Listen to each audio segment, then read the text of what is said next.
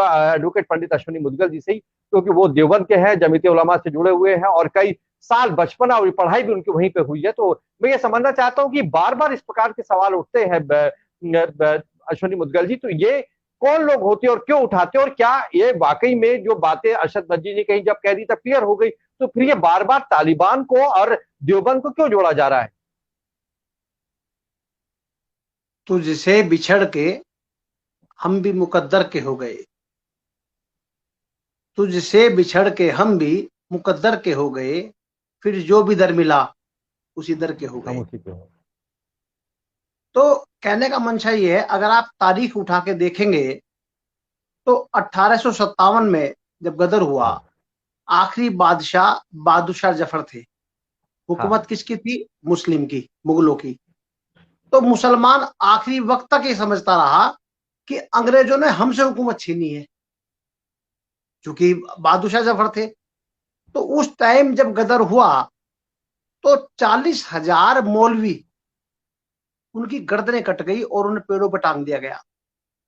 अब उनके बच्चे जो यतीम हो गए थे और मिस्कीन थे, तो एक दिन हजरत कासिम साहब नानोतवी और कुछ लोग और सीनियर लोग कहीं किसी मस्जिद के वहां गुजारे होंगे, तो उन्होंने देखा कि बच्चे भीख मांग रहे, तो वहां कोई अंग्रेज आए, उन्होंने कहा भी तुम अपना बच्चा हमें दे दो। कि क्यों? कि हम इसे पढ़ाएंगे लिखाएंगे, सब खर्चा उठाएंगे। इनके कान खड़े हुए।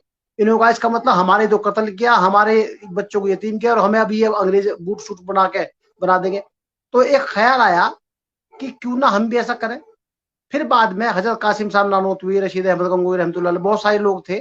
देवबंद दारुल की स्थापना हुई 1866 के करीब लगभग, जून में कम हुई, मुझे अच्छी तरह याद नहीं। उसके बाद उस टाइम के जो टीचर थे, इत्तेफाक की बात है उनका नाम भी महमूद था,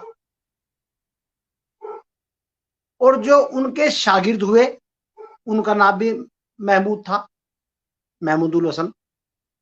तो ये जो देवबंदी महमूदुल हसन साहब थे, ये 10 साल बाद देवबंद दारुल के प्रिंसिपल हो गए, जो अरबी वो हमारा मदरसा था। और प्रिंसिपल होने के बाद वहां बहुत सारे स्टूडेंट आए और एक मूवमेंट बाकायदा देश आजादी का चल दिया।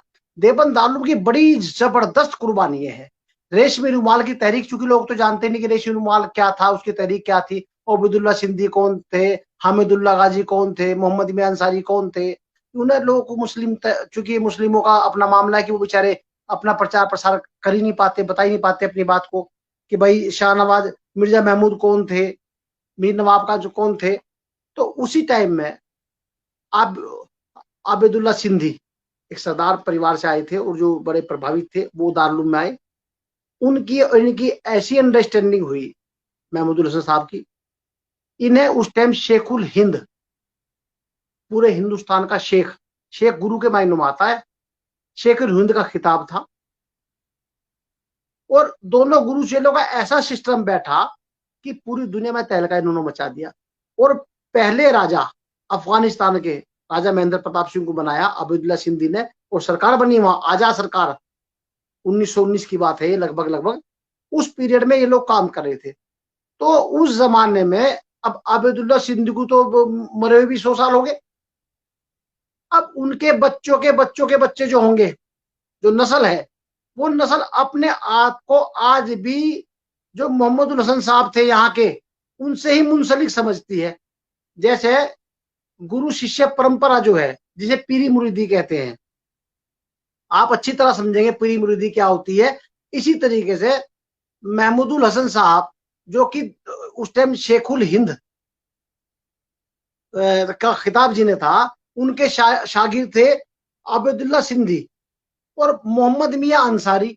इन लोगों ने मिलकर अफगानिस्तान बनाया था, उसी के जन्मदाता वही लोग कहलाते हैं। उन्हीं की नस्लों में से जो लोग आजाद कबीले के लोग थे, इनके खानदानी, इनके वंशज, इनकी कौम के, वो सब लोग तालिबान कहलाए।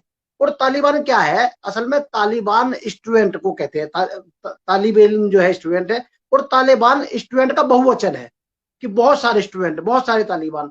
तो उस जमाने के जो उस टाइम पे तालिबान रहे होंगे, जो देवबंद से पढ़े थे, आज भी वो अपना सिलसिला जैसे वो कौन सा देश है वो मतलब कुछ क्या है उसे आज भी भारत वाले कहते हैं कि 7 नस्ल पहले हमारे पूर्वज यहाँ से चले गए थे, इसलिए ये हमारे उसमें से है। तो जब 7-7 नस्ल पहला लोग बताते तो ये तो अभी तो 2 3 नस्ल हुए, ये क्यों नहीं बताने के? अगर आप देखेंगे तो आबिदुल्ला सिंधी को 1919 से 20 में तो वो गए हैं, कितना पुराना टाइम हुआ होगा भाई, 70-80 साल। तो जो उनकी हाँ, नस्ल के लोग थे वो तो अपने आप को देवबंद से मुंसलिक समझते ही हैं। हाँ, तो ये एक सिलसिला बेसिकली कोई वैसा रिश्ता तो नहीं है, लेकिन ये एक आत्मिक रिश्ता है। आत्मिक रिश्ते की ना कोई डेफिनेशन होती, ना कोई मर्यादा होती। अब जो गुरु शिष्य परंपरा है, उस गुरु शिष्य परंपरा में कोई धार्मिक अधिकार जो है वो तो एक आत्मिक रूप से है कि भाई फला गुरु ने फला को नाम दाम का अधिकार दे दिया, कहना वो उससे बैत है, बैत के माने उसका उत्तराधिकारी है। जो सिलसिला चलता है आप समझेंगे कि भाई ये कबीर पंथी है, ये राधा स्वामी है, ये निरंकारी है। तो इसी तरह गुरुओं का भी सिलसिला है कि भाई ये जो, अब उसके बाद मौलाना हुसैन अहमद मदनी आए, वो भी माल्टा जेल में गए, वो भी उसमें नेहरू जी के साथ काम करा उन्होंने। तो ये इनके मौलाना अरशद मदनी के जो बाप थे, मौलाना हुसैन अहमद मदनी साहब, ये पूरा सिलसिला एक देशभक्ति का, देशभक्त के। ये तो दुर्भाग्य था कि 47 होना था, 1947 हुआ और मुसलमान की सारी कुर्बानी जाय हो गई इस 1947 के चक्कर में। वरना जितना बड़ा योगदान मुसलमान का रहा है, वो जो आबिदुल्ला सिंधी जिसके वंशज हैं, जो अपने आप को तालिबान बताते हैं, वो क्या वो कट्टर देश प्रेमी तो था? पूरी जिंदगी तो अंग्रेजों से लड़ते रहे, वो जेल गए, सजाएं भुगती, सजाएं काटी, काले पानी गए, माल्टा जेल में गए, कहाँ कहाँ गए, कैसे, और लड़ते लड़ते ही मर गए जिंदगी भर। उनके खानदानी वंशज है, उनके परिवार के लोग हैं। तो उस हिसाब से जो है अगर आप देखेंगे एक अंदाज जो है, जो जुनून और जो देशभक्ति का जज्बा है, देखिए ये दुनिया का दस्तूर है। जब हिंदुस्तान गुलाम था तो उस टाइम जितने लोग हमारे यहाँ मारे गए जो आज देशभक्त हैं, वो उस टाइम क्रांति मतलब आतंकवादी कहलाते थे कि भाई चंद्रशेखर आजाद जो है आतंकवादी है, भगत सिंह आतंकवादी है। इसीलिए तो महात्मा गांधी ने कह भी दिया था कि आतंकवादी मैं इनकी पैरवी नहीं करूंगा। कल का आतंकवादी जब देश आजाद होता है तो उसके बाद का देश प्रेमी और मतलब ये समझिए कि वो माना जाता है कि भाई ये हीरो है। आप समझ गए मेरी बात को कि कल का आतंकवादी आज का देश का वो माना जाता है।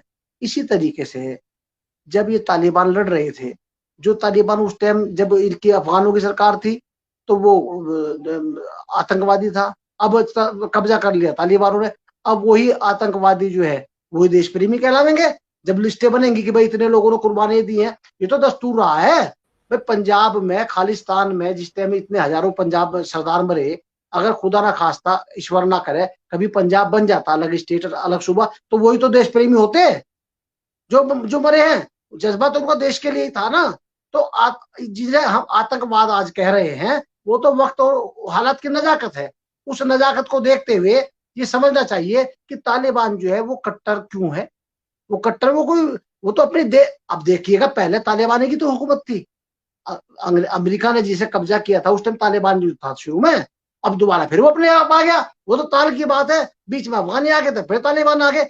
लेकिन तालिबान का भारत के साथ तो हमेशा मधुर रिश्ता रहा है, भारत को तो हमेशा सपोर्ट करता रहा तालिबान। और दूसरी बात यह है कि तालिबान अब लोग कह रहे हैं इनने तो औरतें कब्जा कर ली फला कर ली। अरे भाई तेरे देश की करी हो तो बता, उनका अपना मामला है क्या नहीं है वो क्या जाने, हमें क्या पता।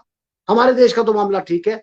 अब क्या कि वहां बसी जाना या जगपड़ी जाना है, पर जो आदमी हमारे लिए सही है वो दुनिया के लिए कैसा, हमें क्या मतलब है, हमें तो अपने आप से मतलब है। हमारे मामले में जितना भी तालिबान के बड़े पूर्वज थे वो सपोर्टर रहे थे, और आज भी उनका कोई ऐसा इतिहास हमें मिलता नहीं है कि जो डायरेक्ट भारत को कोई बात कही हो। अभी भी जो 150 के करीब लोग आए थे भारत से, वहां से आए अफगानिस्तान से, तो उन्हें छोड़ने के लिए तालिबान बाहिफाजत छोड़ के गए। अब उन्हें भी लोगों ने कह दिया कि ये तो डर की वजह से छोड़ के जा रहे। अरे भाई तुम ना सीधी लिए पढ़ो ना उल्टी लिए पढ़ो, अगर छोड़ कर ना जाते तो आप कहते देखा तालिबान छोड़ के भी नहीं गए, ये तो इतने हरामी है। और अब अगर उन्होंने छोड़ के गए, कहना तो डर की वजह से छोड़ के गए, हम ताकतवर है ना, मोदी उन्हें मार देगा अगर नहीं छोड़, वो अपनी तारीफ ही करनी अपने मुंह से। अब इसका तो दुनिया में कोई इलाज है ही नहीं। ठीक है, तो कुल बहुत मिला के अच्छे। हाँ, हाँ, नॉन सेंस का कोई कंप्लीट वो कर। मामला नहीं है। मैं इसलिए ये बात बताना चाह रहा हूं, आप आज मुझे थोड़ा सा टाइम में इसलिए ज्यादा आपसे लिया है कि लोग बाग इस गलत छवि को सही समझे। मैं अहले ब्राह्मण हूँ, ब्राह्मण ज्यादा हूँ, पंडित हूँ, और ब्राह्मण समाज का राष्ट्रीय अध्यक्ष भी हूँ। जीवन, हाँ मेरे बिल्कुल। वालिद देवबंद में इंस्पेक्टर थे पुलिस में, तो मेरा हाँ बचपन से ही आना जाना देवबंद दारुल में रहा है। इसलिए हाँ मुफ्ती महमूद हसन साहब गंगोई रहमतुल्लाह अलैह, उनकी गोद में मेरा बचपना गुजरा। मौलाना अरशद मदनी और इनके बड़े भाई मौलाना असदुद्दीन, उनकी गोद में उनकी जमातें, वो बचपन से हम आए जाया करते थे। तो जितना बारीकी से हम लोग कह सकते हैं, जब वहां सन बिल्कुल। 92 हुआ, सन 92 में, अब हम तो चूंकि उस टाइम लीडर थे, नेता थे, हमने कहा कभी को खुंदक ना निकाल ले, गोली गाली मार दे, हमारे 92 में फसाद हो गया था। हाँ तो मेरे मामा सीओ के यहाँ थे उस टाइम, देवबंद में ही, वो उसके स्टेनो थे। तो मैं उनके यहाँ चला गया। तो मेरी माँ को जब कहा कि भाई आप इधर चले जाओ, हमारा अकेला घर पंडितों का, पठानों के बीच में है, सारे पठान थे वहां, तो हिंदू कोई था ही नहीं हमारे अलावा। मेरी माँ ने कहा मैं तो मरूंगी, कुछ भी होगी, नहीं रहूंगी। तो हमसे ज्यादा खैर उन्हीं ठीक है। लोगों ने रखा वहां। अब वो तो अपने बहुत अच्छी रंजिशें बात हैं है। कि मार तो कोई किसी को किसी रंजिश में रहा है ना, इल्जाम और उसका। अभी लोग बाग जो है, चूंकि पहले भाजपा को जरूरत थी एक पॉलिटिकल रावण की, वो पॉलिटिकल रावण जी। उस टाइम का था मुसलमान। अरे एक हो जाओ वरना मुसलमान मार देगा, अरे एक, हाँ। अरे भाई 1000 साल जी। मुगलों की हुकूमत रही, जब 1000 साल की मुगलों की हुकूमत में हिंदू मारा नहीं गया, अब कौन सा मार देगा, कैसे मार देगा? आप 80% है, वे बीस ठीक है। परसेंट है 20 भी नहीं बल्कि 15% हाँ है। तो इसलिए बात के और तथ्य को सही तरीके से कहना चाहिए। किसी पार्टी पॉलिटिक्स से चलिए। मुतासिर होकर किसी बात को कहना और देश में बदअमनी पैदा करना, मैं समझता हूं उससे बड़ा देशद्रोह कुछ हो ही नहीं सकता। वो लोग देशद्रोही हैं जो चलिए। बात को गलत तरीके से पेश करते हैं, गलत तरीके से कहते हैं। और मैं ऐसे लोगों की घोर भर्त्सना करता हूं। मैं इस तरह के लोगों के लिए ये सुझाव देता ठीक हूं है। कि अगर देश है हाँ। तो हम हैं, और देश ही नहीं तो हम कहां रहेंगे। तो देश को तोड़ने चलिए। की बजाय जोड़ने की कोशिश करनी चाहिए। धन्यवाद। चलिए। बहुत